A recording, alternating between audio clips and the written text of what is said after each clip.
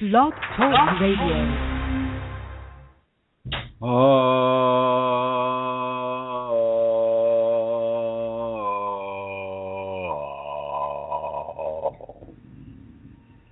Hello everyone, this is Chrism. I would like to welcome you to this conversation about your Kundalini awakening experiences. Pardon my there. It's a little on the raggedy side. It's because I go so to the far edges of the vocal mechanism. What as far as it can go. Great. Hang on a second. Of course, somebody's not at the door. Watch out, man. Hello. What? No. Hi everybody, this is Tara. Chrism is having a bit of an emergency there, I think, with the dog, so he'll come back online when he's ready. So I would just like to welcome you all to another episode. Hi to everybody listening in the chat room. You're very welcome. I don't have the chat room up again this week because I'm on my iPad. I am using the wonderful thing called a hotspot on my phone. And when that's in operation, I don't have internet on my phone. So I can't see you there, guys, in the chat room. I hope it's working. I'm not sure if Chrism has it or not, so he can let us know later. Welcome to Eileen and Rosemary, who are on the phones listening. So, and to everybody who's listening to this on the archives and to those listening on the computer. I'll just begin the show in the old way, which is to speak with you about how you can give a contribution or a donation to the work that Chrism does. The place you can go to is www.ascension-kundalini.blogspot.com, and in the upper right hand corner you will see that donate button. And I say every week, that's the easiest place that you can donate. You just hit that button and it's very, very simple after that. You do, of course, need a credit card, or I think, you can have PayPal as well. So if you don't have those and you would still like to make a contribution, there are other ways that you can do that. You can make it with Western Union, which is a very easy way to also do it, or through the bank. So if you want to drop me a line to kundalinimatters@gmail.com, well then I can let you know how to go about making a donation in a different way.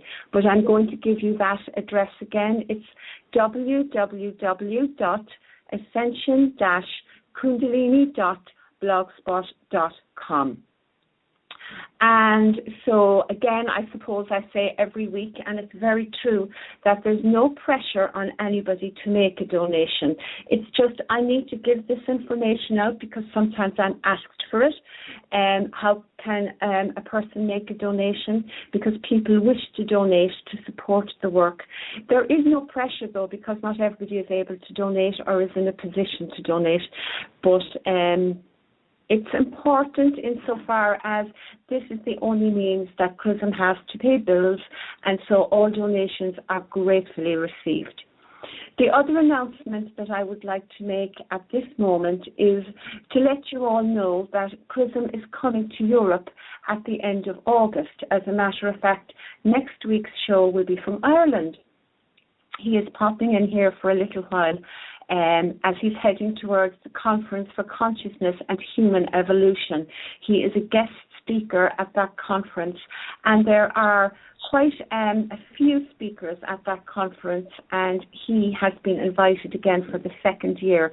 He is speaking on the 29th of August, which is the Saturday, and the actual conference runs the 28th, 29th, and the 30th. So if you're in Europe and you have, you are in a position to attend, well, I would encourage you to get on a plane, get on a bus, get on the train, and do come to London and meet with Chrism.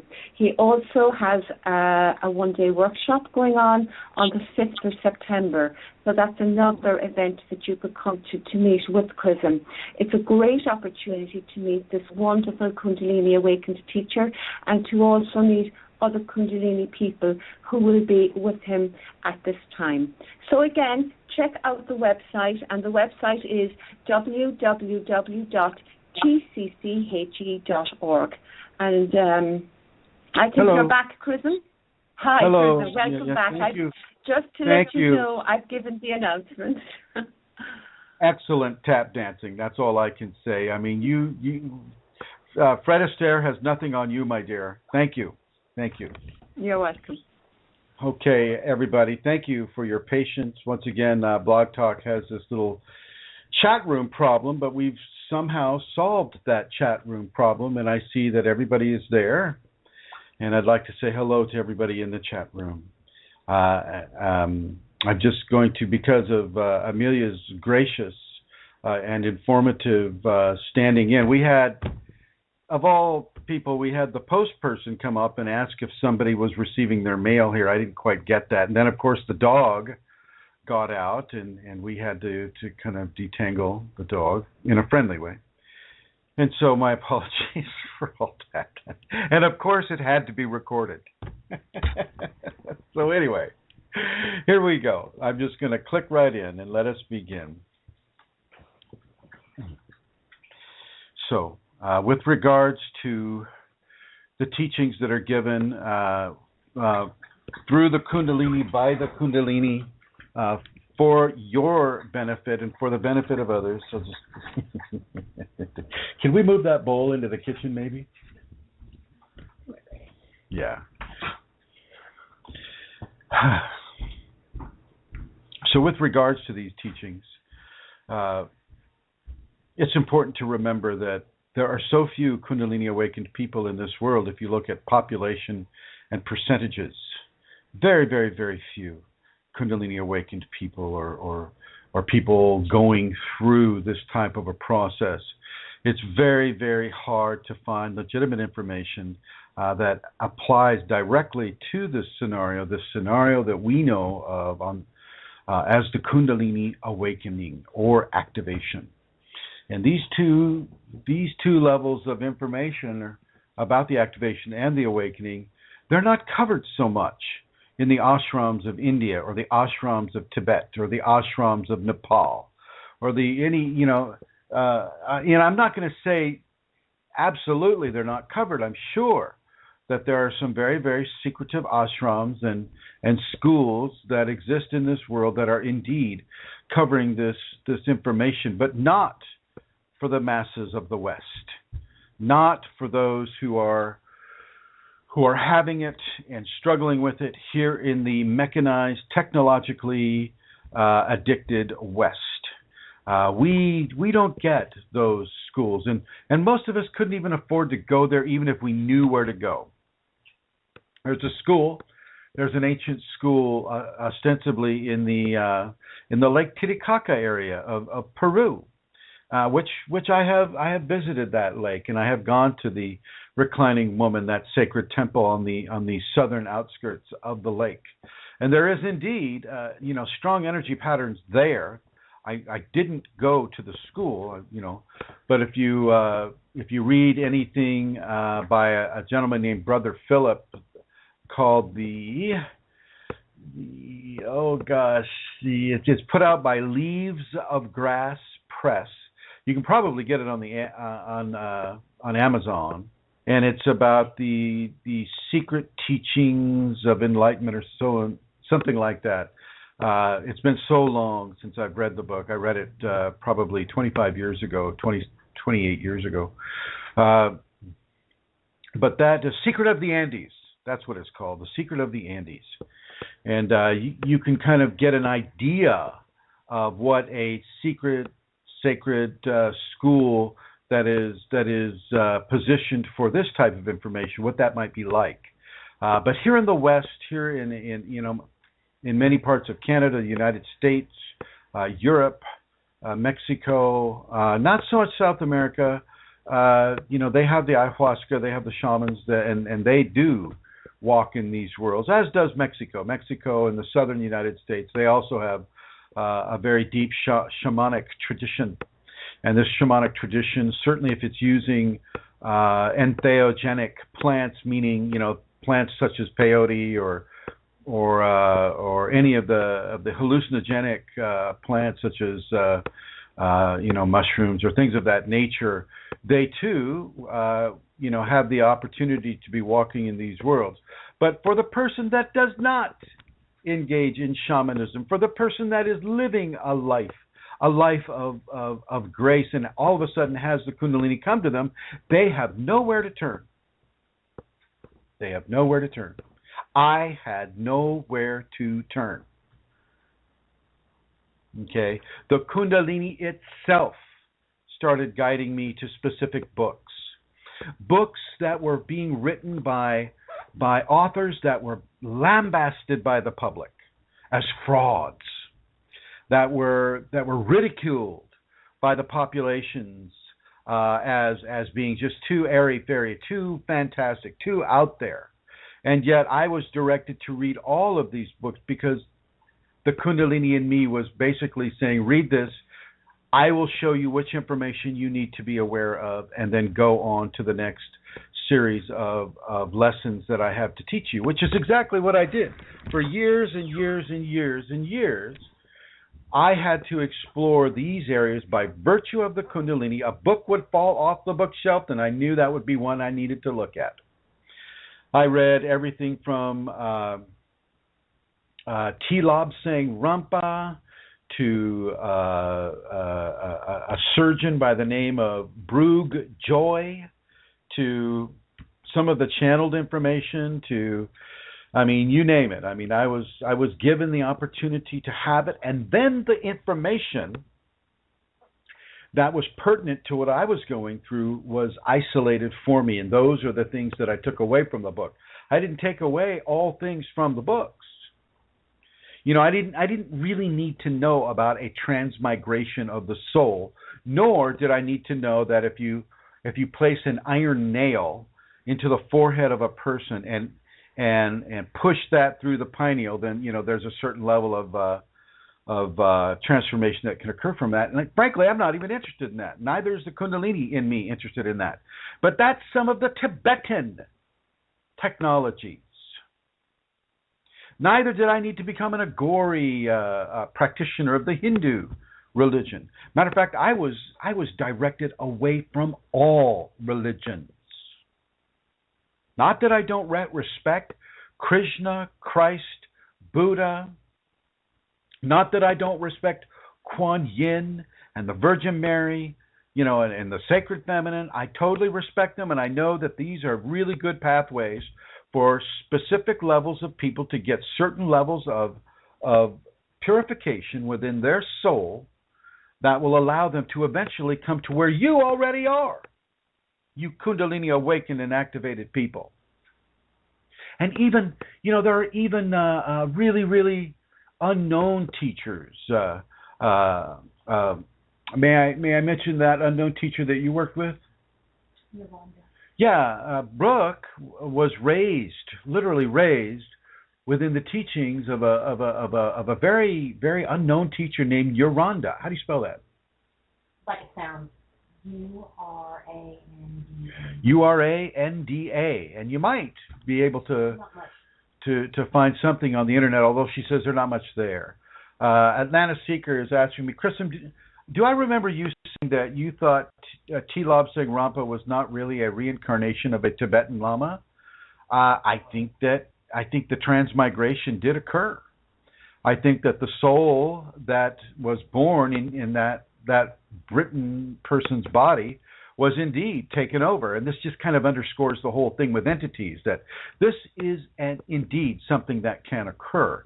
Evidently, T-Lob Singh Rampa's consciousness was transferred into the body of the consciousness of a Tibetan Lama was transferred into the body of a British, I don't know if he was a writer or not. I don't know what job the guy was doing at the time, but he was having a very, very hard time in life, and he was evidently met with, not only by T-Lob Singh Rampa, but by the other lamas that were in the astral that were talking to him, saying, look, a great level of information can be given through you. You have an energetic signature that can match this Tibetan Lama's consciousness signature, and if you would like, you can have this occur. And the guy agreed, and so therefore T-Lob Singh Rampa was able to write about, oh my gosh, maybe 20 books on Tibetan Buddhism and some of the ancient mechanisms of Tibetan Buddhism, such as sending an iron nail into somebody's pineal gland. Yay! so yeah. Alana Seeger says she just read The Third Eye, and the book that I'd recommend for anybody to read by T-Lob Singh Rampa is called You Forever, and it has been reprinted, and you can get it on Amazon. All of these teachers of grace, they're not well known. Yoranda is basically teaching the safety protocols, and he started teaching in the 30s. Nobody knows about him. Brooke knows about him, and Brooke is also being taught to begin a level of teachings, as when she enters into the upper end of her purification process. So yeah, you don't have to be famous to be legitimate.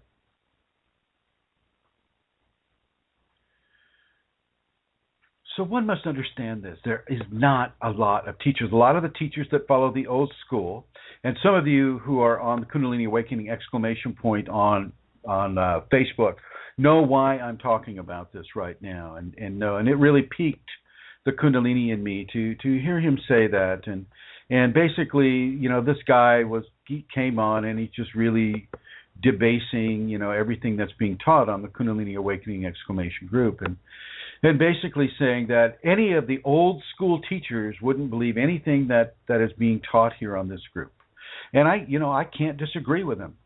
If they're teaching from the old school point of reference, certainly say within the Himalayas, the Tibetans, the Nepalese, the Indian, and some of the Pakistani, and some of the Dervish information, they don't even feel women can achieve enlightenment.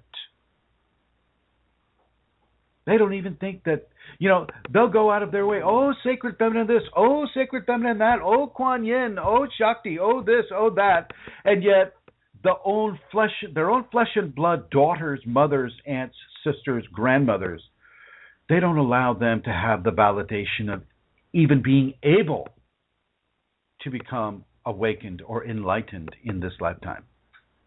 It's that whole patriarchal nonsense that is spread all over this world that those old school teachers still cling to. Think about that.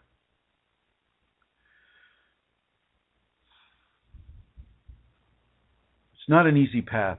This may be one of the reasons why the reasons why they're teaching it's because they're following a lineage, and what was done before is good enough for now, and very little change is allowed to enter into lineage-based teachings. They don't adapt to cell phone use. They don't adapt to the Wi-Fi. They don't adapt to the internet. They try to keep the teachings as clean and as pure as when they were given, 1,000 years ago. And, there's something to be said for that if it's good information. But typically what happens when information is in human hands, it gets modulated by the ego. It gets modulated by the ego that is in turn being modulated by entities. And I think many of you know, if you've listened to any of the programs, my opinion of entities and what they're here to truly do. Alana Seeker is asking, do I remember? No, I see. So we move beyond that. So understand this. And women, you are the embodiment of the sacred feminine. You are well able, and you just need to look around you in these Kundalini groups. Women are very well represented. Very well represented. And you don't need to have any self-doubt or any personal invalidation, because we still live in a male-dominated world. And that male domination is more than able and more than willing to devalue your ability to drive a car, to drive a car at night, to hold a certain position. Here in the United States, you can't even make the same amount of money a man makes, even though you may exceed him in your skill levels. So this is the world we live in. Don't buy into it. You are exactly half of the enlightenment process, just as a man is exactly half of the enlightenment process. There are those women who will buy into the dominancy of the male, and this is, of course, one of the biggest problems that we have in the West. And I'll also suggest in the East as well, as people are throwing girl babies into the river and drowning them in the hopes of having a male son come into their family. And then we go everything from genital mutilation to all of those things that only happen to women. This is the world, and the Kundalini in me is very, very aware of the devaluation of herself within the consciousness of many upon this world. Not everyone, but certainly the vast majority that would kill a child because of the gender, or to take away the ability to have an orgasm because of fear-based male mechanisms. Kundalini is all about enlightenment, and it's all about enlightenment that surpasses any specific religion. No religions really matter to the Kundalini. They're just a stepping stone to get into the areas that we talk about. And so you're going to get a lot of resistance. You're going to get a lot of huffing and puffing, and I'll blow your house down unless you toe the line of Swami Guru de jour, de Jurananda, the Swami of the day. Okay, don't necessarily buy into it. And I have to say, getting back to you, Atlanta Seeker, T. Lobsang Rampa was of a very kind of against the women type of teacher. This was one of the filtrations that I was given from the Kundalini to extract from the teachings that he was giving. For those of you that have worked with me for any kind of time, you realize that I am actually far more supportive of sacred femininity than some of the women in this world. Because I know of the power of femininity. Because she is awakened within me. And he, sacred masculine, is also aware of the power of femininity because he is awakened in me. The two that are one and the one that is two. Now I'm going to shift. We're going to shift a little bit here. Everybody, not everybody, but most people on this world is under a certain level of possession by discarnate entities. The difficulty in that possession is when you come into the Kundalini awareness, or you're actually beginning to activate with the Kunalini. And the activation means, just as a quick review, activation is covering the knowledge of Kundalini, being given the knowledge of the Kundalini by the Kundalini itself, by whatever name it goes. It can be Shekinah, it can be the red serpent energy, it can be Kundalini, it can be whatever the culture wants to call it. Okay? It will begin to drive you further and faster towards itself. And that will necessitate specific levels of ego purification. Now, you can have frags for 1,000 years before you get to this point. But once you get to this point, there is no turning back. And so you are driven, and you are driven, and you are compelled to shed the effects of the ego, which are in turn being affected by discarnate entities, typically of a corruptive nature. Now, as I was saying to someone earlier today, Kundalini, sacred male, sacred female, can pop their heads into that process anytime they want, give whatever level of short or long verse discussion that they want with that individual, and then pop right out, and that purification just continues to go, but hopefully that person is able to take advantage of the level of information that the sacred male or sacred feminine has given them. And this doesn't, I have yet to see it correspond with a specific religion. Shakti very rarely, I won't say never, but very rarely talks about herself as the Virgin Mary, or as Kuan Yin, or as Sarasvati, or any of the big five religions of this world, or even of the millions of little religions around the world. The oldest religion, which would be shamanism, the Shakti will speak through shamanism because it deals directly with nature. Nature is of itself a feminine force. This world is a feminine force. The solar system, the cosmos, is a masculine force. They work together to create life on this world. They impregnate each other so that life exists upon this world. All you need do is look at the plants as an example of that agreement. The plants will stand, 1,000 hours in the gift of sunlight, the gift of sunlight. Let's use the language a little bit. SONLIGHT, the sunlight, and the gift of the plant coming from the dark, fecund soil. The soil, the impregnation of life upon this world is supported from above and below and above. It takes two, ladies and gentlemen. It takes two for you to become enlightened.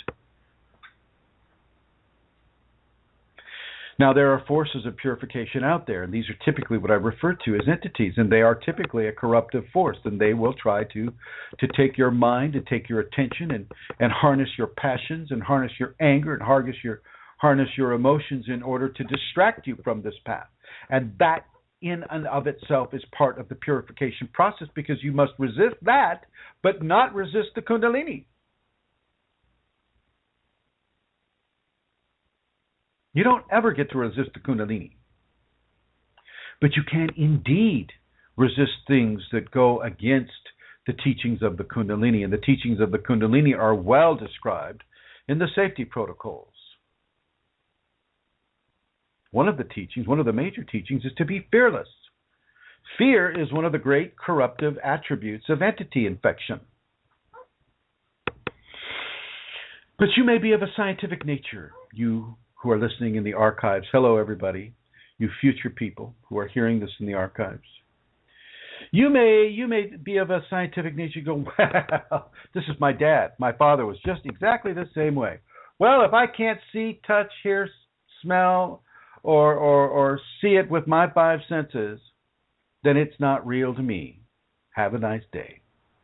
Well, just like a germ or a bacteria or a virus or even, a paramecium able to be discerned by a 17th century physician until it was, in the 20th century, it doesn't mean that just because people don't believe it and cannot measure it, doesn't mean it's not there. It just means they can't measure it. Entities are real. They exist. I can see them anytime. And it's not just Chrism. Let's go on over here to Her Holiness. Your Holiness of the Sacred Tap Dance. Yes, sir. Yes, sir. Do you see them? Do you see those entities? Yes, I do. Have you seen them out in the forest when I've had you, do those sacred meditations out in the forest? Yes, I do. Yes, I do. Thank you, my dear. Thank you. And I'm going to put you in the blue, and I'm going to go over here to Her Other Holiness. Hello, Rosemary. Hello there, Chrism. Have you seen entities at all during your dreams or your partial out-of-body experiences? My waking times, yes. Yes, thank you, my dear. Thank you.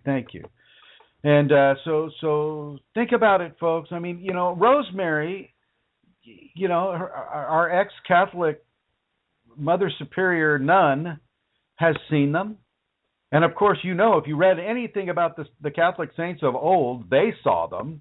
Santara is seeing them. I've seen them. Brooke is being able to see them.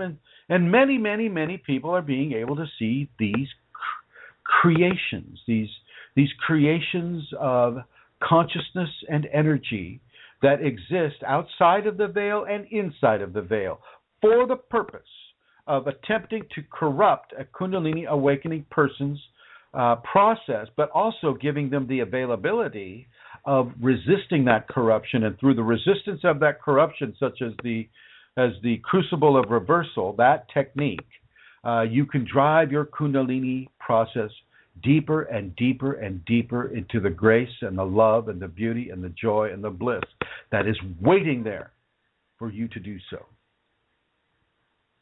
Waiting there for you to do so. And it looks like I have a question from a woman named Beatrice, and I think everybody remembers Beatrice from a couple of weeks ago when she asked her question, so I'm going to bring her online here. Hello, Beatrice. Hello, Chrism. How are you? Very well, thank you. And yourself? I'm doing good. I had one question that I wanted to ask you. I had an entity attack. My first one since I've been activated.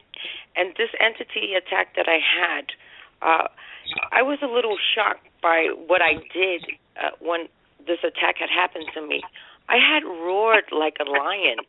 I don't know where that came from, but it was just a loud roar. My daughter was sleeping next to me. I woke her up out of the dream that I had, and the entity, I felt it like it got weak, and then it just went away. Well, I'm going to let Brooke answer that question. Go ahead, Brooke. Well, it's funny that I started laughing when you said, when you mentioned a lion, because this sounds so crazy. I actually have a lion on my right shoulder. And I think, what I get when you're just saying that there was that lion is protecting and, is protecting from the influence of the entity. So it was actually, God, this sounds so crazy to be speaking like this, but I'm sorry. I think it's great that you talk about a lion. I have one on my shoulder, at all times, so I can relate. So yeah. And she's absolutely right. The protection? It can be protection, but the lion will actually consume the entity as well. Consume it, chase it away. I mean, it is there to help you, and congratulations, my dear. And, let's go in a little deeper with this. The Kundalini will often come as a sacred cat, a species of feline that is dominant in the natural kingdom, such as a jaguar. I believe Santara has experience with the jaguar. The African lion is very common. The cheetah, the panther or the puma in North America, otherwise known as a mountain lion. Tigers. I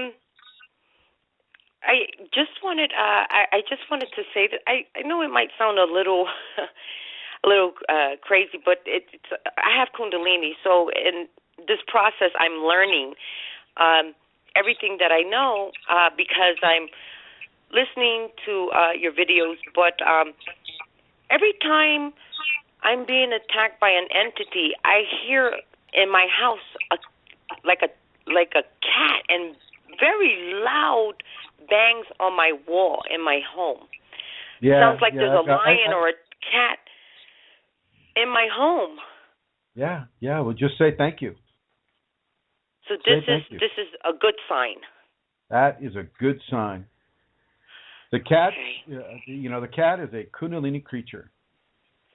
Okay. Now, often people will get an accompanying knock or a bang on the wall before an entity comes, and it's all there to instill fear. That's all it is, Beatrice. It's all about giving you as much fear as possible. But your Kundalini is saying, not so fast with the fear. Okay? Not saying that she's going to take away all your fear. That's your job. But she's letting you know that you are cared for, that you are protected, and that you don't have to go into fear. Okay. Every time you hear that kitty cat, you say, "Thank you, Shakti. Thank you." Okay? Okay. I know I've been working on my fear issues, and I know that I now learned and I picked up that my Kundalini really wants me to detach myself from anything that is that has a connection with my ego. So I stopped wearing makeup. I stopped. I gave a lot of my property away. A lot of things. It's just I donated my stuff and I'm really working on all of these things that has me attached with my ego, that because I already know that it's going to defragment me. But ever since I did give up a lot of stuff, I realized that something inside of me is like I'm a lot more stronger. So giving up the things that we love, that we don't need, does help. It kind of like balances us out in a way where it helps me to go higher with the Kundalini. So I'm still learning a lot of things, but I wish that was the only question that I wanted to ask you. Well, thank you, my dear, for asking it. Thank you very much. You're very welcome, and definitely continue to lighten the load. That's a good thing. That takes away the attachment of the physical, and that, which can also get in the way to a person's process. Unless you're setting up some sort of an intentional community and you have like 1,000 million trailers like I do with that intention in mind, definitely do what you can do to lighten the load. The more that I give up, the more higher I go. Yeah, that's right. That's right. So it would be good to live with as less as possible. Yeah, but I know that you have children, and so, definitely, allow the children to learn from the example of their mom, but, give them everything that they need to have as well. I thought about that. I thought about my children, that what kind of lifestyle I would give to them, because since I'm reducing everything to what I have to have, my daughter has Kundalini, so I was wondering, should I impose the same type of lifestyle on my children, or how would I be with them? Let them make their own choices within their own Kundalini paradigm. That's what I was. Yeah. Okay. You can't enforce purity. Oh, that's right.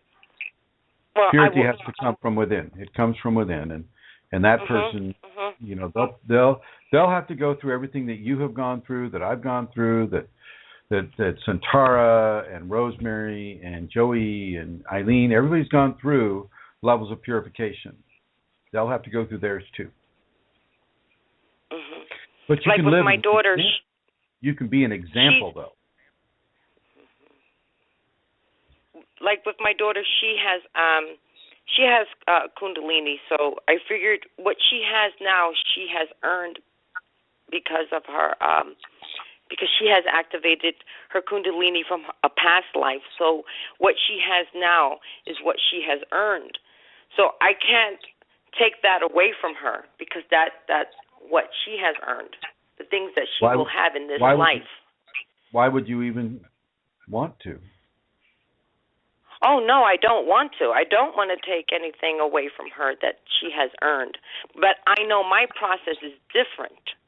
My process is different. What I have to give up, it's for my personal life and for the life that I have to live when I come back again. Correct. So that's what I was thinking, how would I raise my children having this transformation in my life? Raise them with love, Mike. Raise them with love. Mhm. That's how you. Oh, I do. I'm very affectionate with both of my children. With everybody. But that's pretty much it. I just had one question for Centaura. Go ahead. I'll put her on. Okay. Thank you.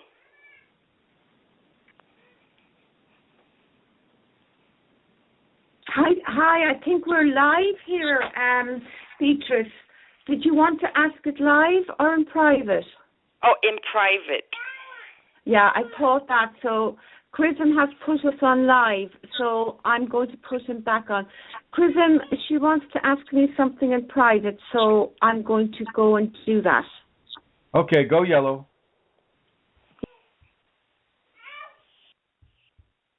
I think Amelia has her grandkids there. Okay, so yeah. As you enter into these states of purification, it can get pretty hairy sometimes. As you have lived your whole life a certain way, answering the calls of life, the responsibilities of life, the education of life, learning how to walk, learning how to run, learning how to compute data from a book, learning how to read a book, learning all the things that we learn in school and all the behaviors that we learn that are polite, that are impolite, these types of things. As we come into levels of purification, we have to learn to not take our cues from the same areas of life that we have been taught.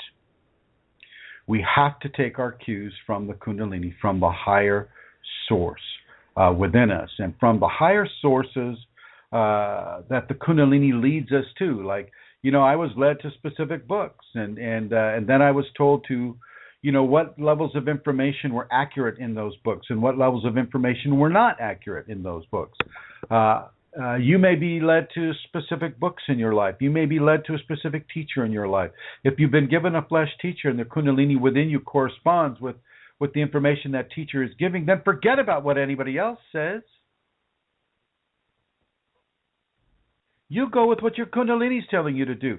Kundalini is your ultimate teacher. Kundalini is the ultimate teacher for anybody that it's awakening in. And so once again, this ultimate teacher is not represented by religion. It's not represented by a divine ideology. It goes beyond all of these human-based ideologies.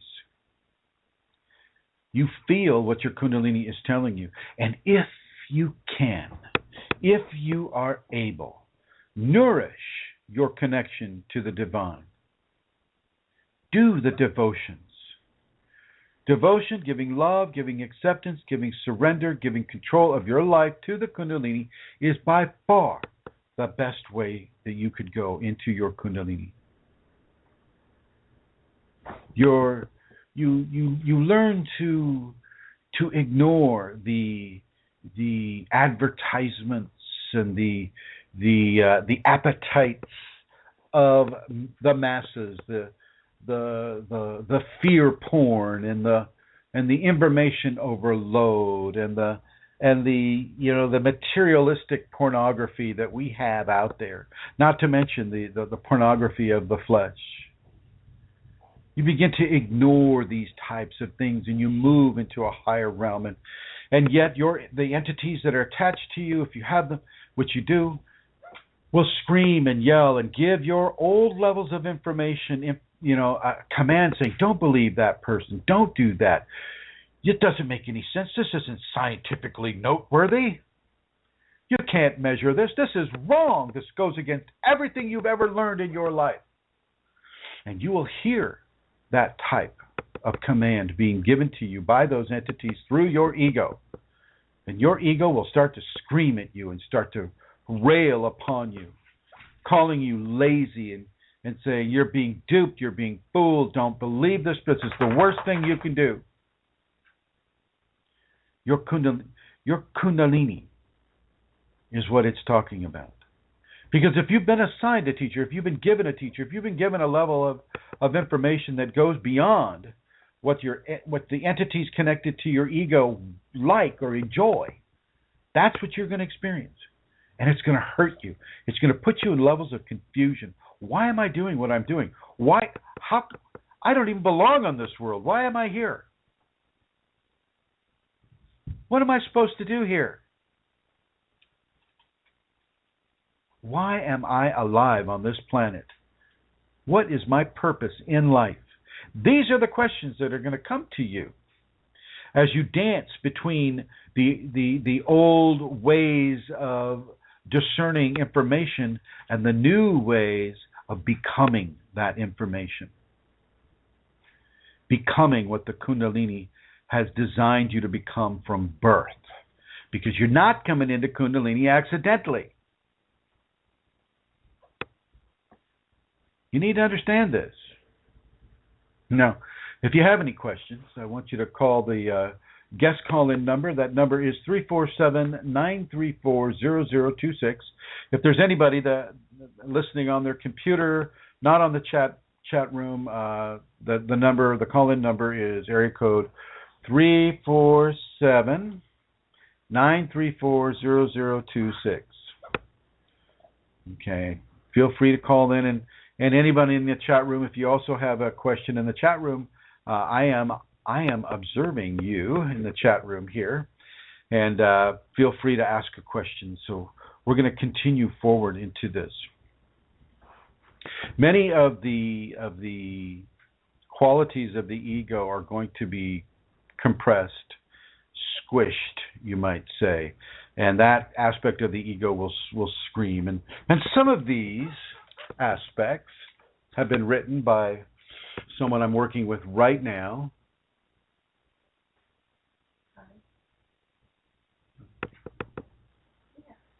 These have been written by Brooke, and this came to her from her Kundalini. It says, we place value on the need to be right. We place huge value on the need to be right. We need to be right because of how our society trains us in school. You have the right answer and you have the wrong answer. You're rewarded for the right answer and you're punished for the wrong answer. If you have too many wrong answers, you don't get the gold star, or you don't get your driver's license, or you don't get whatever it is that you're striving to get by taking a test that has right or wrong answers. We place value on the need to be right. This is of the ego. Open yourself to infinity and allow the level of infinity to determine your energetic awareness of what is appropriate for you and what isn't. Another thing she wrote is, we place value on the need to win. You're a winner or you're a loser. And if you're a loser, well, oh my God. May God have mercy on you. If you're, and people, that's a cut down. Tune is like, oh my God, that Chrism, he's such a loser. That's how that is used in at least the American society. Such a loser. Or, conversely, wow, that teacher Chrism, he is such a winner. Such a winner. And really, really, really pushing the competitive polarities. And competition is the last thing you want when you're doing Kundalini, when the Kundalini is doing you. You don't want to compete with other people. Competition is not the name of the game. It is the name of a blockage to enlightenment. Enlightenment is not a game that has a winner or a loser. It is not a game at all. It's a condition of consciousness that is beyond life itself. We place value on the need to win. We place value on the need to win that argument, win that job, win that position. So let's take some of the value away from the need to win, and let's take away some value on the need to be right. the need to be the one who is right, which is kind of the one who is winning because they're right. Another thing she wrote, we place value on ourselves and on who we are when the ego achieves these things. She's absolutely correct. We place value on these things. Let's change that paradigm. Let's place value on being kind and considerate. Let's place value on sharing our love, sharing our wealth, sharing our amusement, our humor, sharing our positive vibrations. Let's place value on those things, and let's see what that does to this world. Okay? It's not about that. It's not about following the ego drives to accomplish what we've always been taught to accomplish. And here's something else that came up lately. If you don't have a challenge in your life, how do you know that you can overcome it? If you don't have challenges in your life, then how do you know you can overcome them?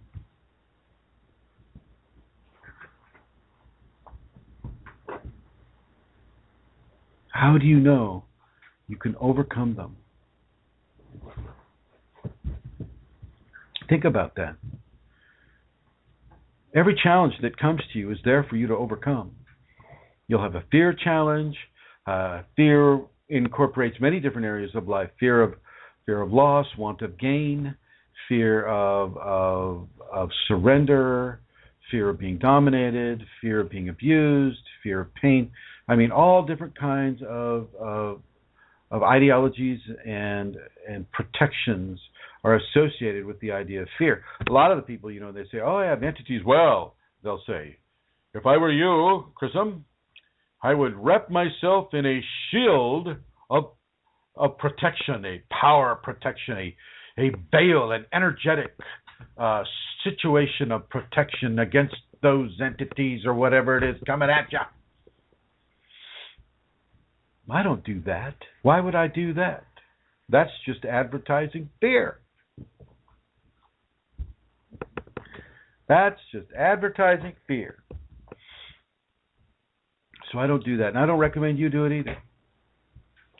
The only thing you really need to be aware of in your life is the control and the conviction that Kundalini has for your transformation. There is no other thing, really.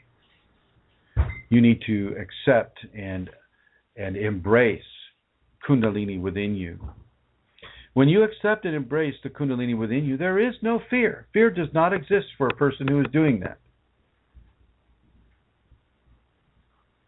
Think about that. Think about that. Now I'm going to come on over to Her Holiness here. Santara. Yes, Chrism. Yes. Have you had any? Have you been collecting questions from the groups? Yes, I have. Do you want me to begin? Yes, please. Okay. Going over to them now. Okay, so this is from the group. Last night, as I meditated to the Gayatri mantra, I got full body shivers. Super cold from my feet up to my head. It was so cold, it went up once, then stopped, and discontinued. Is this a Kriya, or what is it? It's often the coldness is the presence of the sacred feminine going through the body. If she, having the sacred feminine come to a person after they've done the Gayatri mantra, which is a very nice mantra. That's what I'm seeing. This was for this young lady, was a precise physical representation of sacred femininity, and the difference would be that for the sacred male, it would be very, very hot or very, very warm. And so, that would be sacred feminine. Over. Okay, so it's not a Kriya. No, not a Kriya. Okay. The next was a comment and a question. I was drawn to this group, but I must admit I am a complete novice to Kundalini. Everything I've read so far seems to be about things I've heard of prior or am currently implementing. The one aspect I am not open to is the teachings on negative entities. I actually experienced sleep paralysis and negative entities many years ago. I have since closed myself off to this and have changed my beliefs that they even exist. Can someone enlighten me, please, to this aspect? Is this a literal belief of negative entities or a metaphoric interpretation with battling the ego? Thank you. Literal. Over. Yeah, you kind of covered that actually in the show up until now, didn't you? Yeah. Okay, next question. I used to smoke, this came in privately to me actually on my messages. I used to smoke marijuana, but when Kundalini woke, to be on the safe side, I gave it up as I was afraid it would hurt Kundalini. I have noticed Kundalini asks people to give up some things but allows the same thing for others, like in diet, for example. So my question is, once you have awakened Kundalini, would a very occasional marijuana be okay, or would it hurt the Kundalini? Can you ask Chrism, please? It's not the hurting of the Kundalini. Kundalini doesn't get hurt. That's like saying, well, if I smoke marijuana, then I might be hurting God. God is not that fragile. Okay, God is not that fragile, and has actually was clearly involved in the creation of the plant that we term marijuana. So no, you're not hurting God, or you're not hurting Kundalini when you smoke marijuana. The person that may be hurt is the individual that's smoking it. You know, that is the person that can be damaged. Lung capacity can be damaged. When you're smoking plants like that, there is no filtration, so you're getting the carbon ash, you're getting the acids, you're getting everything that the THC is composed of within that plant. You're getting tar, you're getting all of these things that are lodging in the alveoli of the lung, clogging them up, shortening the amount of air that you can process within your lungs. So it's not God that is getting hurt, except you as an aspect of God. Your flesh body, the container of grace that is your body, is being damaged, and it's being damaged by the consciousness of the person that is doing this. And the other question you want to ask is, why are you doing that at all? Is the high from marijuana so conducive to you? Why do you do it? I mean, what are you getting from marijuana that you're not getting from the Kundalini within you? It's like alcohol. People having that glass of wine. Well, what is that tipsy? You're killing your brain cells. What kind of recreation does that equate to? These chemical recreations. So that's the first thing. The only time that I would suggest anybody smoke marijuana is if they have a huge, huge, huge blockage within their system, that their consciousness is truly unable to get rid of. And then that's maybe a 1 or a 2 time thing, and that's it. The high you feel from the marijuana is the energy leaving from the base of the spine through the top of the head. That's where the buzz comes from. And it's not good for the 7th chakra, and it's not good for the lungs, i.e., it's not good for the heart. That's why you don't become a chronic user of it. Okay? And alcohol is just bad all the way around. I know, it's legal, therefore it must be good, because we all trust, the government and better living through chemistry and, all of these things, the government only has our best interests at heart. Right.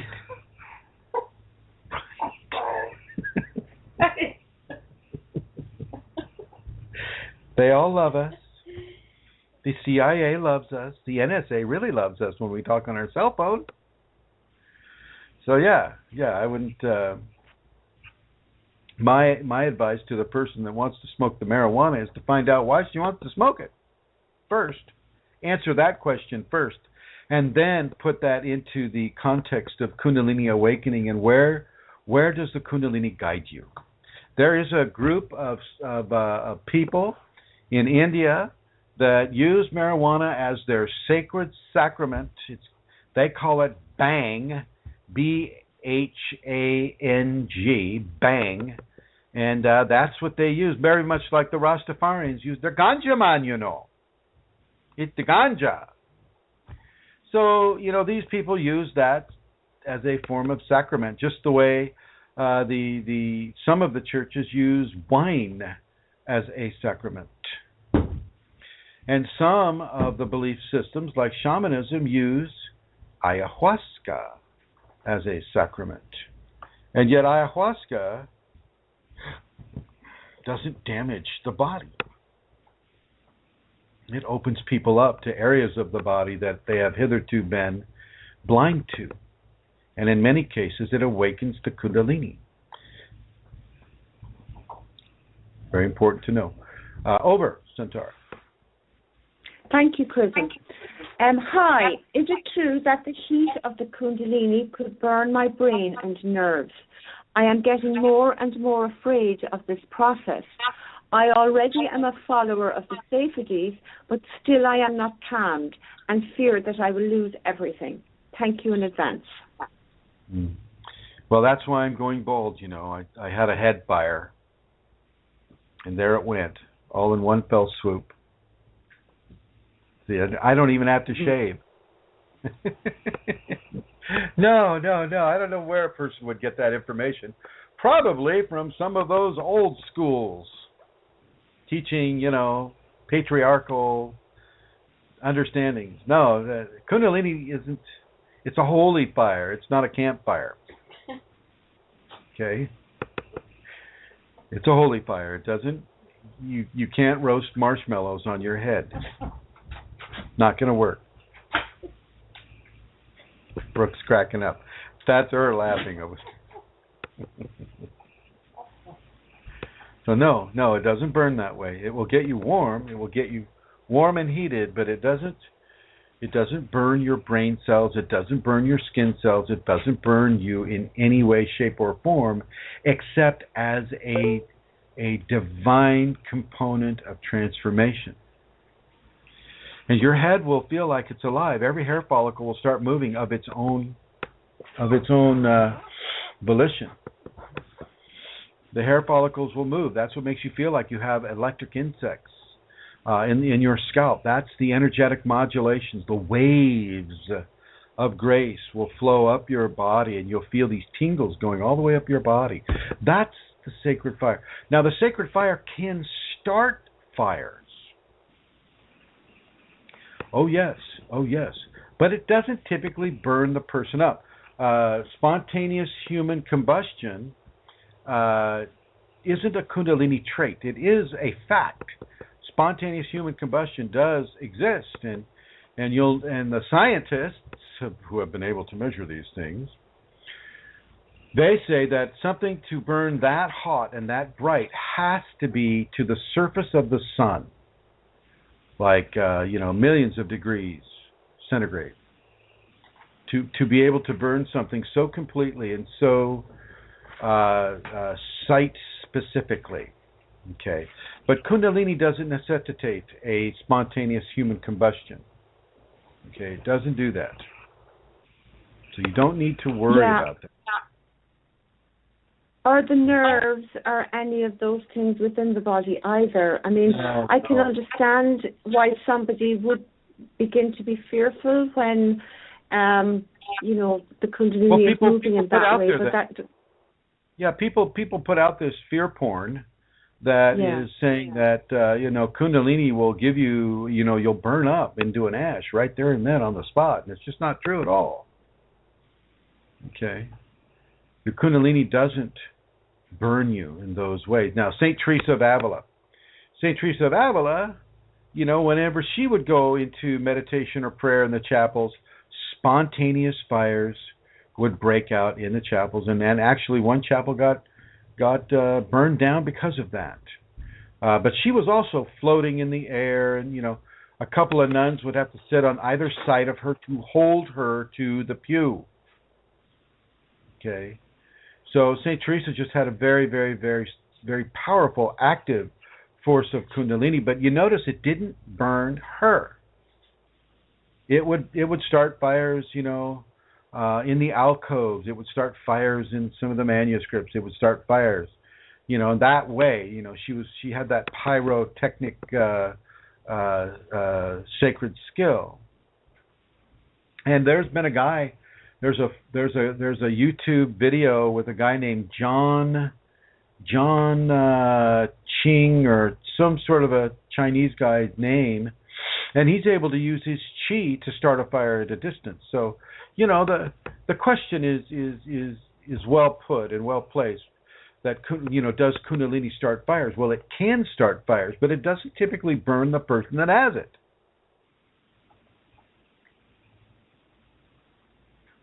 Okay, over. It can steam up windows. It gets so hot. Oh yeah, and it can evaporate your fluids, and so it's very important for you to stay well hydrated, with the Kundalini. But yeah, it'll steam up the windows in your car. It's a very, very strong and present force, but it's not designed to damage the container that is holding it. Ever, really. I've never heard of a person that has been damaged by Kundalini burning them. Now, with Brooke, I've looked at areas on her spine, and she'll get actual burn marks where the Kundalini is coming so hot and heavy on her spine that she will actually have. And we've taken pictures and we put it up on the groups. This is what that inside out burn mark is, but it's not damaging her.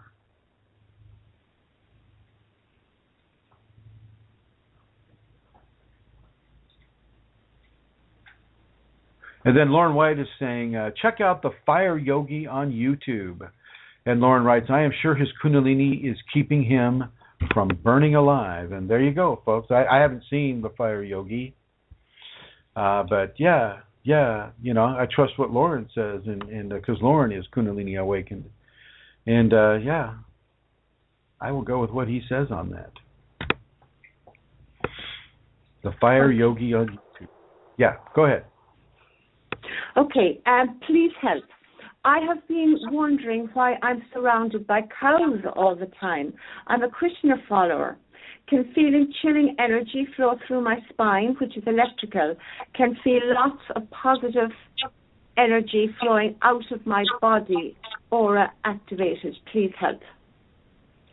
Are you wearing alfalfa for clothing? Are you wearing hay as a form of attire? If you're wearing hay, then the cows would naturally be attracted to you. Or not, that's my weak attempt at humor. Very weak. I remember this person, and this person is a Krishna follower. This person is steeped in the Indian belief system of Hinduism.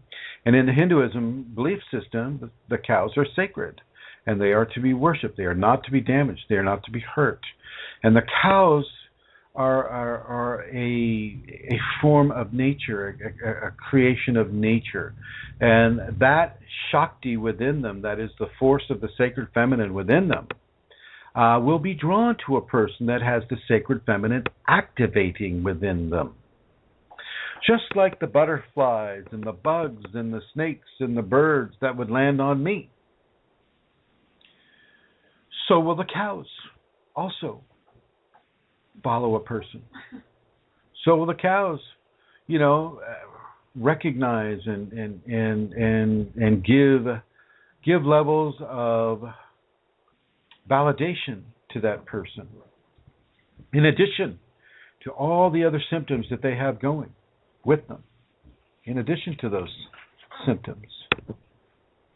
Okay, that is just a way for the person to validate. This question is a way for them to validate, what they're experiencing. They know They know that the cows are sacred. They know the cows are following them. They know that they're a Krishna follower. They've got the tingles and all the stuff that comes along with Kundalini awakening. They just want to know if it's really Kundalini because it's such a big deal. In the Indian lore, often if you have Kundalini, then you're on the way to becoming a saint, which I can't disagree with. I look at Magdalene, and Magdalene is on the way to becoming a saint, another student I have. I look at Brooke, and Brooke is on her way to becoming a saint. Amelia, on her way to becoming a saint. Eileen, Rosemary, probably Joey in Minnesota is on her way to becoming a saint. As is Lorne, and Sue, and Fashji, Mary Jean, Atlanta Seeker. People that have Kundalini are inside the transformation. People that are inside the transformation are moving from strictly physical to physical/divine, semi-divinity, which equates to becoming a saint. But you must practice the virtues. You must become the virtues all the time. Like St. Teresa of Avila. Wow. Santara, that was loud. Sorry. Okay, that's all right. Next one, please. Okay, thank you, Chrism. I feel an iron taste and sensation in throat while meditating. I don't practice any Kundalini yoga or Kriya, only meditation. So is it Kundalini or meditation effects? Please help. Well, if you have the Kundalini and you have dental work in your mouth, the Kundalini can begin to dissolve or to micro disintegrate aspects of the man-made constructed dental surfaces and fillings in the mouth. These can also become electrostatic, meaning they can become electroactive, and in that electroactivity, they can begin to exude micro amounts of metal-based chemicals into the saliva, which the tongue would be able to appreciate. So, if the person has that quality of dental work within their mouth and the Kundalini is activated within them, then yeah, they can get that metallic tasting. Also, the Kundalini can take that from the bloodstream as well, and from the saliva as well. So if you're living in a metropolitan environment and you're breathing the air, which means you're breathing sulfur and you're breathing nitrogen and you're breathing, different levels of pollution, then these levels of pollution will be metabolized in specific ways by the Kundalini in the body. And that metabolizing can bring about a metallic taste in the mouth. And then there are other reasons for the metallic taste to occur by the Kundalini, in the person's tongue. Even to the point of wearing metallic jewelry against your skin, rings and watches and clothing and everything that you're wearing is also inside of your energetic field. Inside of that energetic field, the Kundalini is present. And Kundalini, being the powerful force of nature that it is, can begin to transfer flavors of what that artificial fabric or metal or whatever it is, mineral, it can transfer that into the bloodstream, and the saliva is taken from processes within the body that turn fluid into saliva, and you'll be able to taste some of those metallic substances as well. But it's the Kundalini in the teeth, really, that will begin to bring out a flavor of metallic acidics. I'm searching for words here. And that is fairly common. That is not an uncommon scenario. Thank you. Atlanta Seeker is asking, Tumo involves focusing on the third chakra. I'm wondering if that is a better way to activate than from the bottom, first chakra up. No, absolutely not. Absolutely not. As a matter of fact, your ego will go through the roof. And Tumo should not be really practiced from the solar plexus. It should be practiced from the second chakra. It should be practiced from the Danchen, or the power center of the second chakra, The intestines are situated in the human body as a way of conducting and amplifying energy. Okay, and this is where the Tumo force comes from. It doesn't come from the third chakra. I don't know who's teaching you that, but I'm not buying it. Okay. Yes. Fast you're right on the money. 10-10. So, and that would be actually a very difficult way of activating the Kundalini. And if you're looking for a faster or better way to go from the bottom to the top, then I would actually look at why you're in such a hurry. What's the big hurry? Why don't we just go from 1st to 7, go one by one, be patient, be persistent, be discerning. Okay. Tumo activations I don't really feel are very conducive to the Kundalini itself anyway. That's more of a conducive element for chi. That's more of a way of moving chi around rather than Kundalini, in my humble opinion. Yes, Amelia. Can you speak about the experience of Kundalini giving energy rushes of extreme nature while watching movies that have to do with aliens or UFOs? Every single time, without mistake, my Kundalini gives me extreme inner energy rushes of electric nature when I watch movies that have to do with that subject, and I wonder why. You're really shaky. I don't know if your finger's over the microphone or what, but can you ask that question again, please? Can you speak about my experience of Kundalini giving rushes of energy of extreme nature while watching movies to do with aliens or UFOs? Every single time, without mistake, my Kundalini gives me extreme inner energy rushes of electric nature when I watch movies that have to do with this subject. I wonder why. UFOs and aliens. Yes, I did. Thank you. UFOs and aliens do exist. They do exist. Many people are kind of like, they come from a culture that is not of this world. A lot of these people call themselves starseeds. This is not an unheard of understanding. If you go to the Dogo Indian tribe in Africa, these people recognize entities that are alien-based as part of their belief system. Aliens have interbred with human beings and are still being interbred with human beings. This is not unheard of. It's not comfortable information, to say the least. People don't like that idea, but it is nonetheless, happening. And you have all these different alien races that are visiting this world, that are partaking of human flesh, that are hybridizing human flesh, all this different stuff. And it is occurring. And yes, this could be a reason why your Kundalini is stimulating you from that level whenever you see those types of things. It's not definitely saying go out and worship the aliens. Just nurture the Kundalini within you and listen to its instruction to you as you watch that movie. And typically the movie is going to have the entities or the aliens as being scary, and that alone, right then and there, could also be a cause for an infusion of energy up the spine. What kind of endorphin rush are you incurring when you watch movies that are characterizing aliens as malevolent and scary, which many of them are, to be sure. But what is it? What's the whole fear activity within you? What is that provoking within you?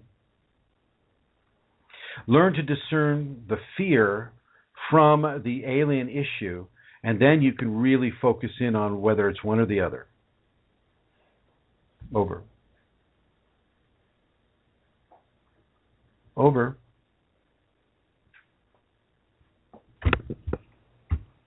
Thank you, Chrism. Sorry for the delay. The next question is about superfoods. What about superfoods? Are they helpful during the Kundalini process? Do you have any suggestions? Thank you. Bananas, avocados, coconuts, watermelon. Those are definite superfoods. I like also some of the broad leafy vegetables like spinach or kale. I see them as, real strong blood builders. Hang on a second.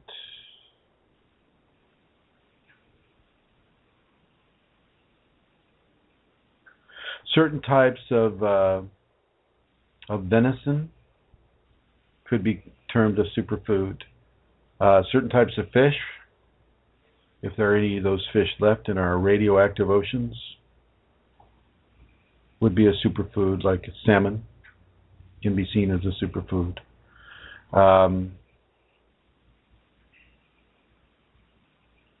Looking, processing here. Processing. Certain food combinations can be seen as superfoods. Some people classify blueberries as a superfood. I have a little bit of a problem with that, but they do help the eyesight, and that's a super thing to have in this world is eyesight. So I'll go with it to that degree. Mostly for Kundalini awakened individuals, I like the coconut, I like the banana, I like the avocado, I like the watermelon. Okay. Those things to a Kundalini person are definitely superfoods. I like foods that have strong levels of mineral connection because of the electrolytic activity that Kundalini can sponsor. So, that's watermelon. Watermelon has a lot of those minerals within it. So does coconut and coconut milk or coconut water. As far as some of the other superfoods, I have a whole list of them on the Facebook, the Kunalini Awakening exclamation point on Facebook. And if you just put superfoods into the search engine there, and it'll bring that whole list up. There's about 50 of them. Everything from nuts. I didn't put in meat on that list, but I feel that from a Kundalini perspective, meat does have its place there. We are not strictly vegans or vegetarians, except as our ego, or the Kundalini itself designs us to be. Sometimes we have to eat that meat, and if we're eating raw foods, we're also eating microorganisms, which are the akin to meat. We're eating little viruses, we're eating little fungi, we're eating little bugs that you can't see. If you're picking a berry off of mine, well, you got all those on there. The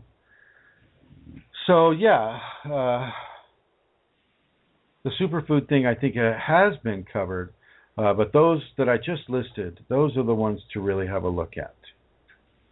Over. Thank you, Chrism. Thank you. Carrots, I would add carrots to that too.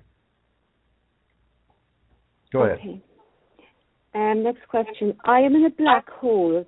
Does depression always accompany a Kundalini activation? Will I always have this black hole in my life that I am either in or looking at from a short distance? No, unless you constantly fixate on the depression.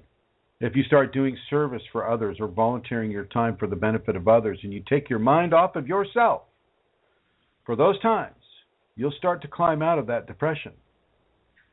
Kundalini awakening is not always accompanied with depression, but sometimes it is. And in many times, we have to honor the sine wave that Kundalini can become. You can have peaks of great pleasure and valleys of supreme depression. And you need to recognize that this is the case, and not to let the supreme bliss overtake you, but also conversely, not to let the supreme depression overtake you either. It is a process of walking the middle path through the sine waves of Kundalini activity. Over. Over.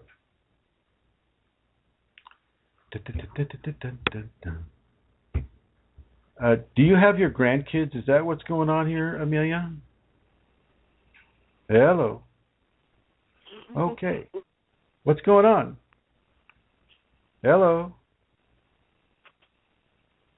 Amelia, hello.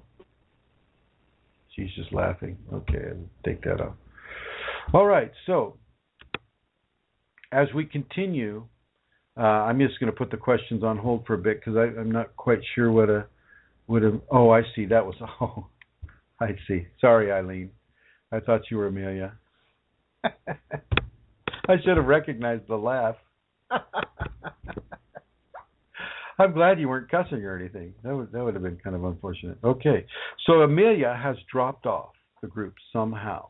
Probably something to do with the internet in Ireland. So no worries, everybody.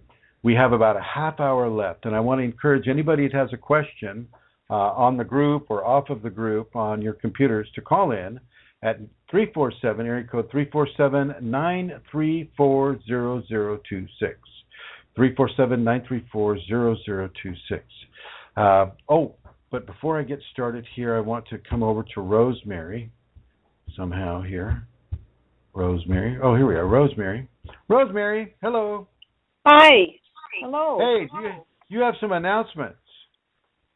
I do. We are working here in the cities, getting the word around as we can, a little bit at a time. What city is that here? In the cities, the two cities, the twin cities, Minneapolis and St. Paul. In the state of Minnesota. You got to understand this is an international group right here. International group here. Yes, thank you. And we have Chrism coming in November, the 14th and 15th, for a seminar.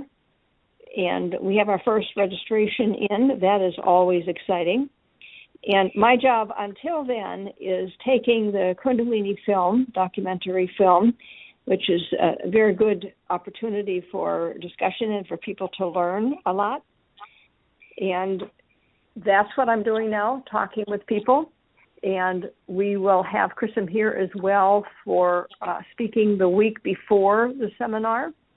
We have an expo, big expo here, the Saturday and Sunday, which I think is the 7th and 8th, that would be. So you'll be here for that, and looking forward to that.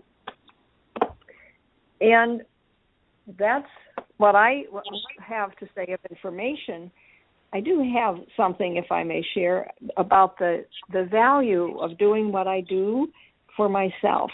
And it's interesting because I had an experience yesterday of going to a film screening that was scheduled 7 o'clock at night. We were a little bit late. Joey was with me.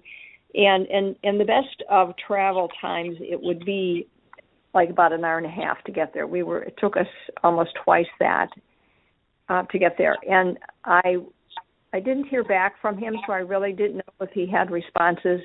But it was really clear to me that I needed to be there, even if it was that distance, et cetera, et cetera.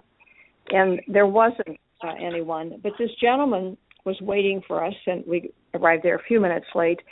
But he was in the 14th hour of his day. He works as a director, and he works inside the building and outside the building as well. So he was doing all kinds of hard work yesterday, and he stayed and waited for us. And I was deeply touched by that, and I could see and I could experience for myself the value of saying simply a little bit more, because I only had talked to him on the phone, of what this was about, how we could maybe schedule something for the future. And what I want to say is when I was doing that and being in integrity for a promise that I was coming, and to be attentive and aware and honoring of him, it's amazing how Kundalini presence can be felt and how encouraging that is to me. And that happens every so often here in this work. But last night it was very clear to me again that we needed to go, and the value of it I saw as a gift to myself, and I'm sure to him. And I thank Joey too for being there. Thank you for letting me share that. It's a lot about that than right now. Well, you got to understand, the force that you're working with is a force of divine, and your presence there also was helping him.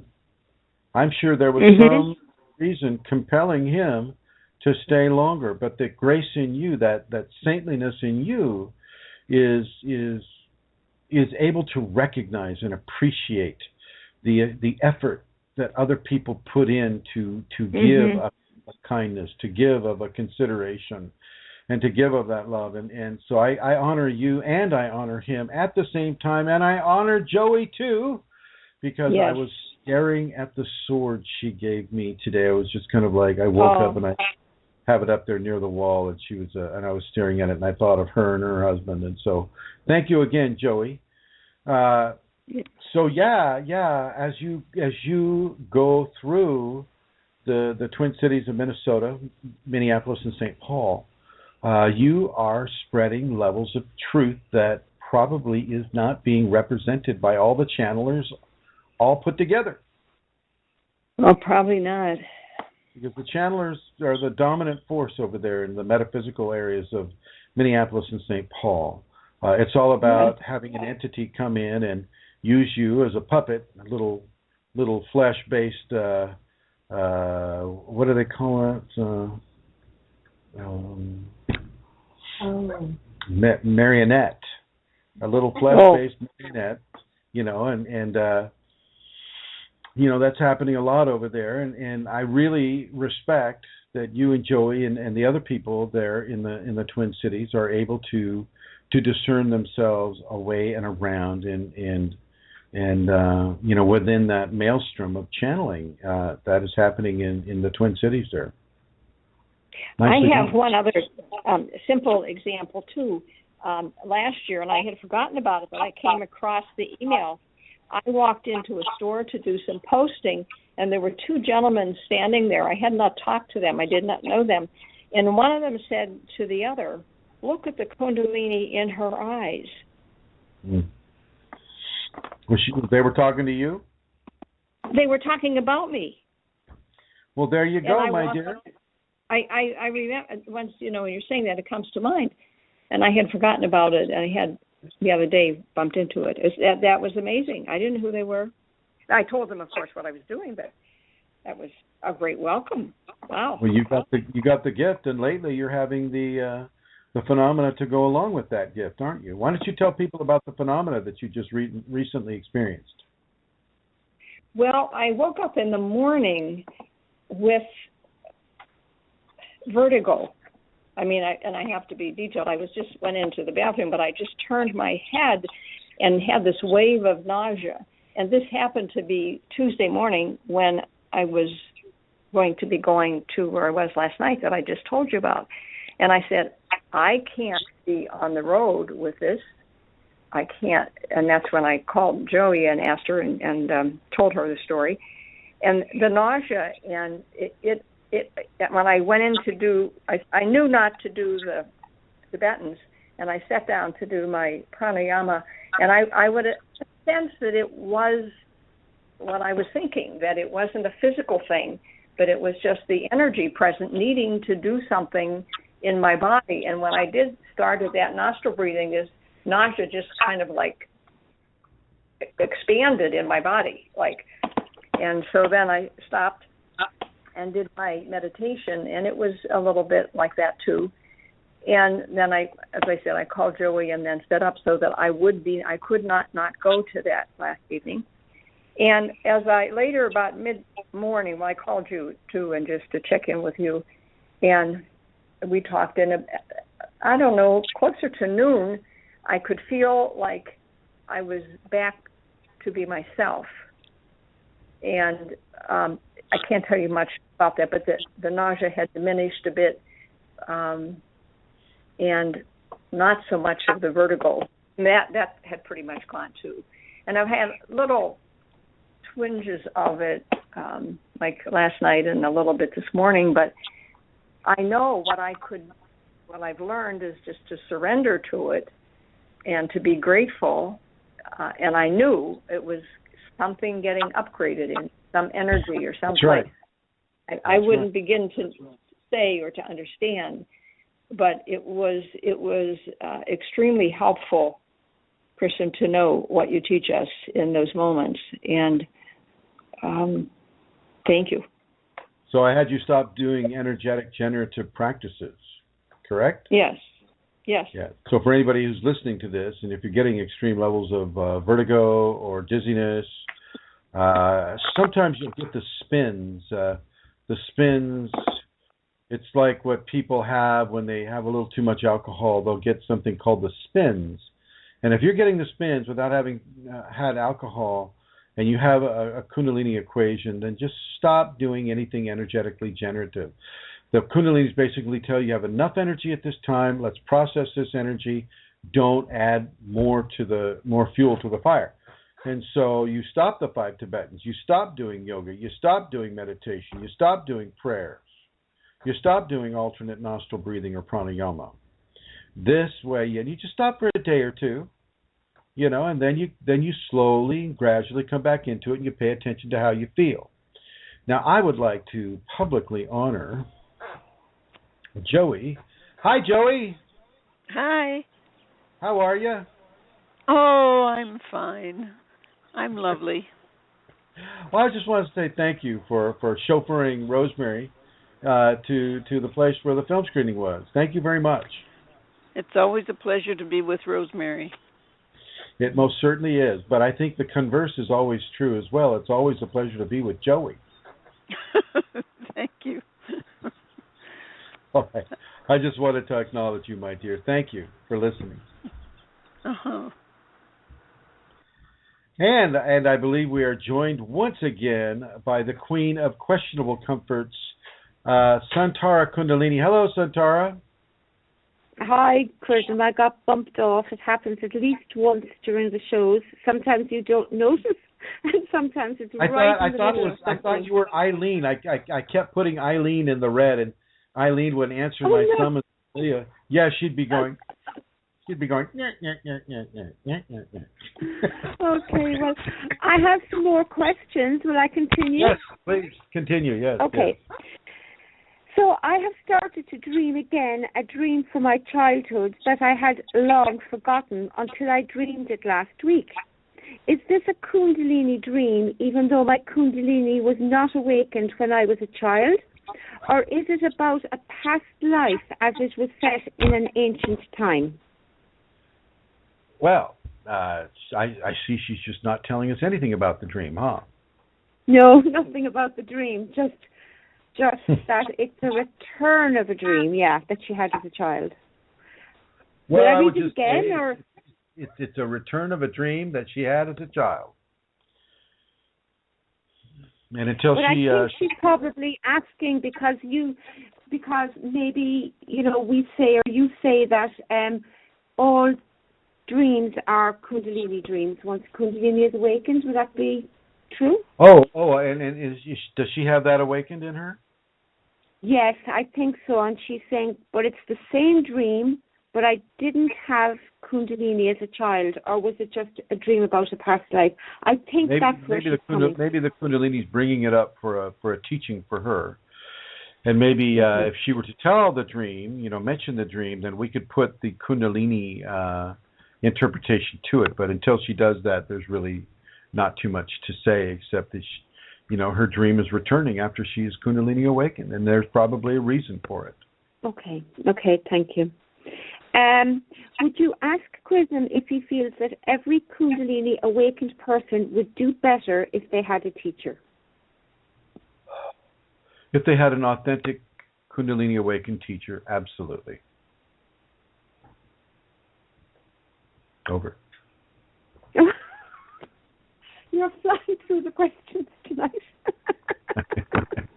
Well, okay. I mean, that's basically a yes or no answer. Short and sweet. Yeah, I mean, having somebody who's walked walked where you're walking before is of great service, a great help. I mean, I yearned for that in my early process. I yearned hard for that, and there was no internet. Cell phones were about as big as a car. And, there wasn't any information to be had about Kundalini that I even knew of where to look. Bookstores didn't have anything about it. the psychologist, the great psychologist Carl Jung. Now he had written about it, but I had, psychologists, to me they were as bad as MDs. So I would never have looked into a psychologist's books for information about what I was having. But he did write the Red Serpent Energy, and he did, and there was another guy out there, Sir somebody, who wrote a book about it back then, but it was very hard to come by. It was very, very difficult to find these, and being homeless as I was during this part of my life, I wouldn't have had the money to purchase them anyway, and so it's hard to find a teacher, and during my pain, during my struggle with learning to hear and receive from the Kundalini, I made a promise. I made a promise to the future people that I might meet, that I might be graced with passing on any information to, that I wouldn't charge for this information. I wouldn't charge with the information that the Kunalini was giving me, because it wasn't charging me for it. It was just downloading it straight into my head. And so that is how, that is why, we have to ask for donations, because I'm not charging people for this information. And I do this work all the time. And it is good information. It's very, very pertinent information. And so I would say yes. If you can find a flesh teacher that actually has Kundalini, and I would say read their writings. Read their writings. Make sure they're coming from an authentic standpoint. Make sure that they're just not copying somebody like Chrism on the web and redecorating those words to make it sound like their own. Make sure before you give them devotion or you give them any kind of an allegiance that you know that they have the Kundalini awakened in them. Over. Thank you, Chrism. I would just like to say, from my own perspective, just being 8 years along the road, I know that having a teacher has made a huge difference to my process. So I think to that person, yes, exactly what Chrism says, an authentic Kundalini awakened person, teacher would, benefit a Kundalini awakened person. They would have a better process and a better experience if they had a teacher. I know I certainly have had, and I'm very grateful for having, been given Chrism as my teacher by the Kundalini. So, okay, next question. There was a comment on the group, Chrism. It was a quote, and I would just like to read it and ask your comment on it, please. It says, God only takes away what you're willing to let go of and gives what you're willing to receive. It's a quote from Reverend Connie Arismente. Well, let me read to you my response to that post, because the response, I think, is important. But it's, how wordy I can get, so it's a little wordy for me. So I'm scrolling down looking for that darn thing. Looks like it's all the way down there, huh? And of course, my computer is so messed up. Doesn't want to work very well at all. I don't know if that's because of the Kundalini or what. Could be, though. Part of it's the way Facebook is set up, too, I think.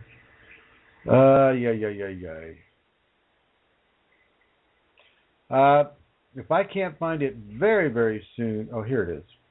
Okay. Yeah, God only takes away what you're willing to let go of and gives what you're willing to receive. Beautiful quote by Reverend Connie Arismente. And I just, I say sometimes the divine is more forceful and proactive than you're suggesting. Not everyone asks for the Kundalini. And if you knew what was involved with Kundalini awakening, most people would run away. So I don't think the Reverend Connie is Kundalini awakened. The idea of will willpower doesn't always come into play within divine agendas. However, this can more aptly apply to the unawakened ego. Ego and will are more preserved in their controls over the individual within the unawakened paradigm rather than the peri-enlightened paradigm. There you have it, my dear.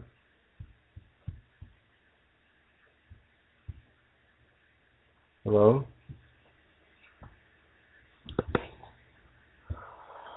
Okay, all right. So Amelia's off somewhere. She talked to somebody else. So you don't necessarily get to have will. Matter of fact, when you're going through your purifications, will doesn't really, you're striving to get will out of the picture. You're striving to get ego out of the picture. And God just isn't going, well, let me see. Let's see what Chrism, is he willfully allowing me to give this? And is he willfully allowing me to take that away? Let me think. No. God gives what God wants to give, and God takes away what God wants to take away. There is no soft peddling it. Not within a Kundalini context. But within the unawakened context, yes, very gentle. Well, are they opening? Are they opening to the statement in this sacred book that is saying, are they open to that? And are they living their life so that they can be open to that type of a thing? And if they're not, then they're not. And if they are, then maybe they're able to receive. Okay, I'm going to get on over here to Beatrice. Has another question. Hi, Beatrice. Hi, Chrism. I had another question for you, and I wanted to know if you can tell me exactly what the meaning to it would be. Every time I hug my children or my boyfriend, I feel at the base of my the first chakra, the base chakra, jump. It jumps outwards. What does that mean? What does that indicate?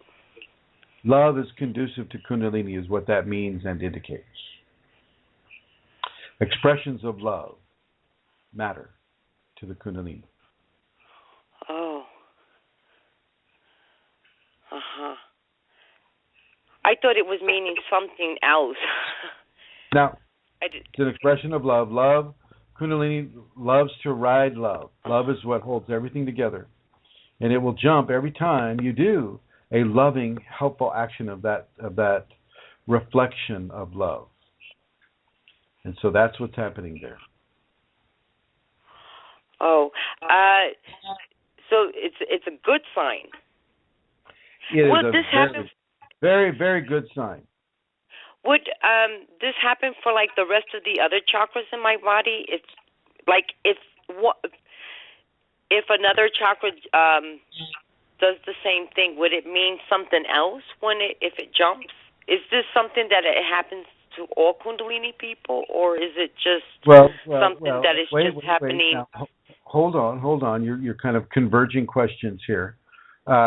If it jumps in the fourth chakra, well, that means love is love. Okay. In the fourth chakra. That's the one at the heart. Okay. So at this point and at this juncture for you, my dear, the Kundalini jumping that way is a sign of its appreciation of the gift of love that you're giving to another human being. And it, by virtue of that gift you're giving, is also able to give to that human being. Oh, I see. Now, as you mature in your equation, and say it jumps inside of another chakra due to another type of activity, well, then we can discern what the meaning would be within that activity and within the chakra that she's jumping in. Oh, okay. Well, thank you, Chrism. Thank you. You're welcome. You're welcome, my dear. Thank you for asking. Bye-bye. Okay, all right. Down to 10 minutes. Anybody would like to call in? We're at 347-934-0026. I would like to say something to the people who are sleeping as they listen to this. I know a lot of people will listen to the show in the archives, and they'll sleep. They'll fall asleep during it. So this is for you, my friends, who are sleeping.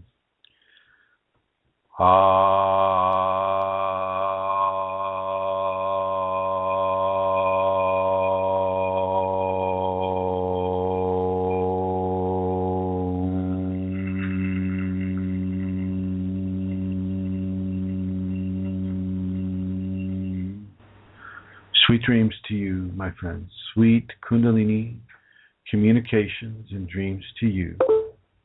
And let your day, or whenever you wake up, be holy and blessed and full of love and happiness and health.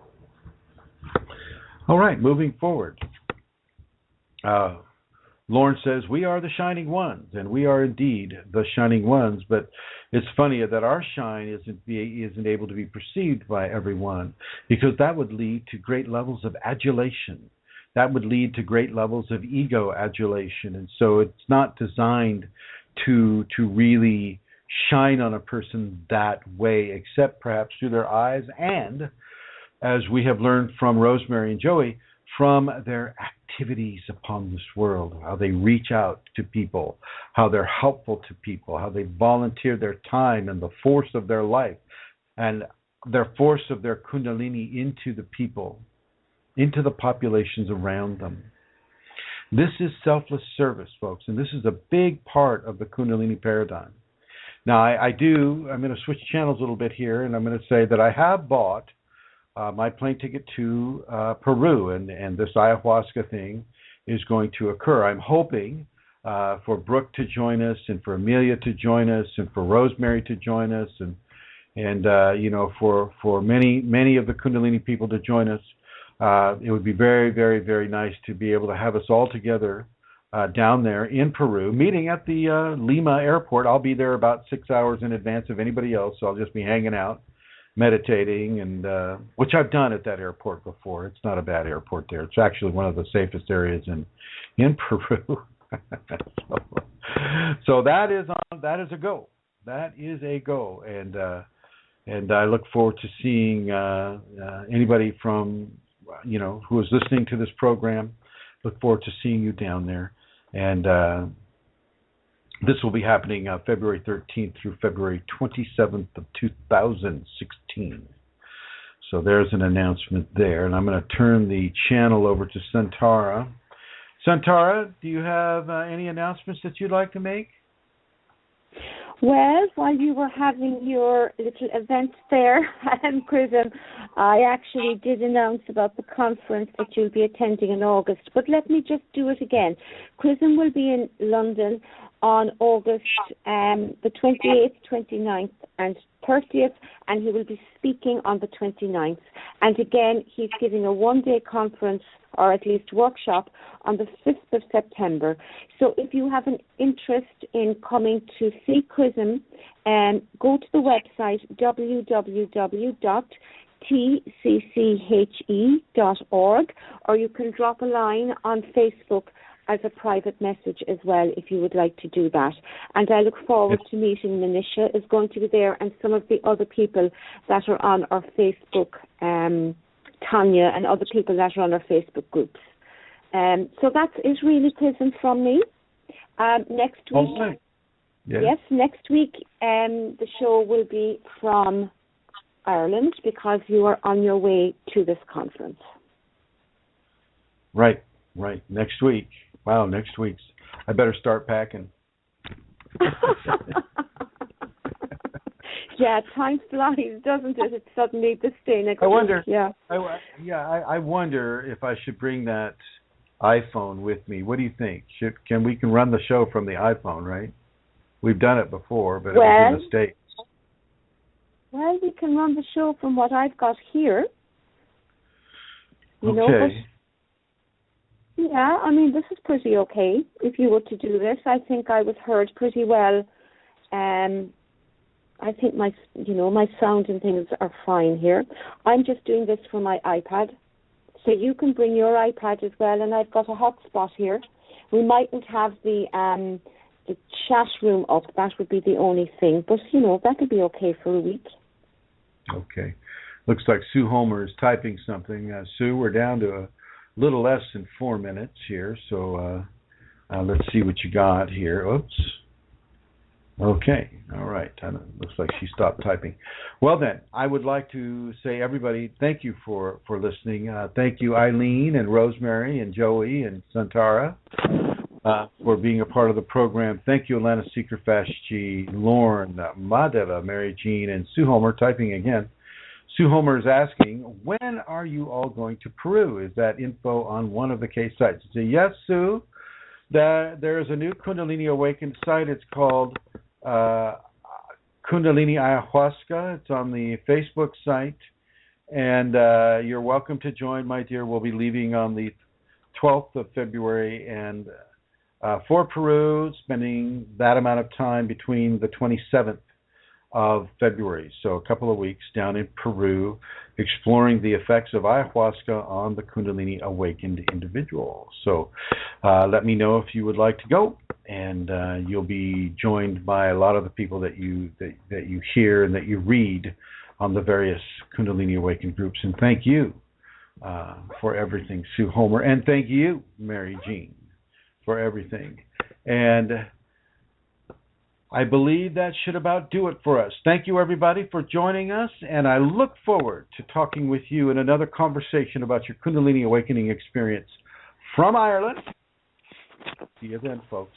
Bye-bye.